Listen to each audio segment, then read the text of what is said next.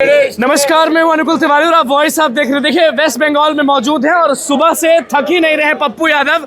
Superman बोले कि क्या बोले, सुबह से थक नहीं रहे पप्पू जी। सुबह से चल रहे हैं और धूम मचाए रहे, थक क्यों नहीं रहे? क्या थकना है? हाँ, जब देश को बचाना है और गरीबों को अधिकार मिले, और जिस बंगाल को कांग्रेस ने बनाया था और जिस बंगाल को मालदा को कांग्रेस ने गनीखा चौधरी जी ने बनाया था, आज फिर से जहां पर सारा फैक्ट्री बंद हो गई, जहां सारा रोजगार बंद हो गया, आज एक ही उम्मीद है कांग्रेस, राहुल गांधी आज नफरत की राजनीति को खत्म करना चाहता है। बंगाल कहता है ये विवेकानंद के दुश्मन है, रामकृष्ण परमहंस के दुश्मन है बीजेपी, रविन्द्रनाथ टैगोर के विचारों के दुश्मन है, ये बंगाल और बंगाली संस्कृति के दुश्मन है, ये गरीब के दुश्मन है, ये बंगाल पर लगातार बंगालियों पर हमला। स्टेज पर बहुत अच्छा चीज आप बोले कि अरे ओ सांबा कितनी जमीन है लाओ, ये इसका मतलब क्या? बीजेपी जमीन छीनती है? तब इन सब जनता का जमीन छीन, सबका जमीन, सारे गरीब का जमीन। और कांग्रेस भगवान मानती है। आज तक तो भूअतबंदी कानून कौन लाया? सेलिंग कौन लाया? इस भारत में फैक्ट्री किसने दी? पंचायती राज किसने दिया? आज 50% पंचायत में जो गरीब महिला सरपंच है वो क्या क्यों है? वार्ड काउंसलर किसकी देन है? ब्लॉक प्रमुख कौन है? जिला परिषद कौन है? कौन लाया?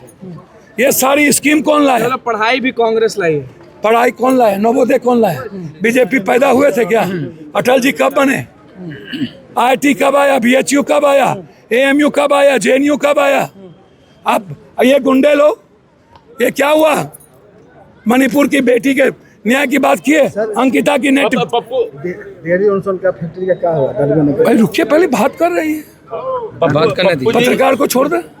आपको इतना प्यार बंगाल में मिल रहा, उम्मीद थी कि जैसे पता ही नहीं लग रहा कि आप बिहार में या मैं बंगाल में एक बात बता दूं, पूरा बंगाल हमारे खून से रिश्ते से। बिहार और बंगाल की संस्कृति एक है, संस्कार एक है। कुछ लोगों के चलते बिहार बदनाम होता है।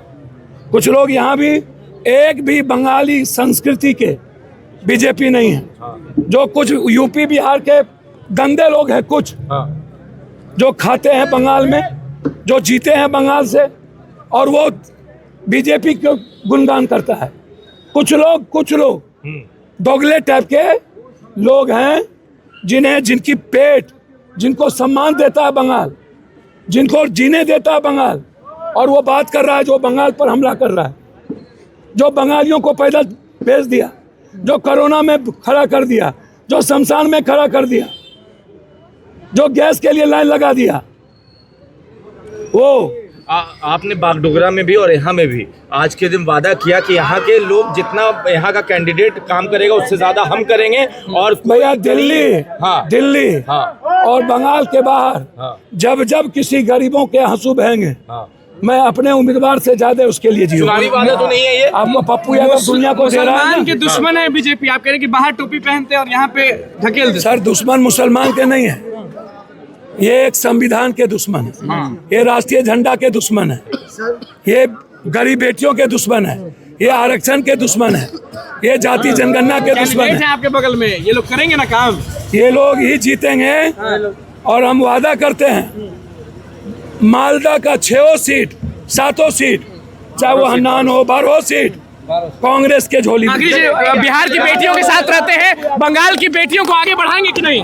सबको बढ़ा रहे हैं भाई, सबको बढ़ाएंगे। देखिए पप्पू यादव, वेस्ट बंगाल में ये माहौल है, देख लीजिए, ये प्यार और ये चीज कमा रहे हैं पप्पू यादव। वेस्ट बंगाल में हम मौजूद हैं, सुबह से चल रही है। देखिए सब लोग इनको इतना प्यार और इतना इज्जत दे रहे हैं, देख लीजिए।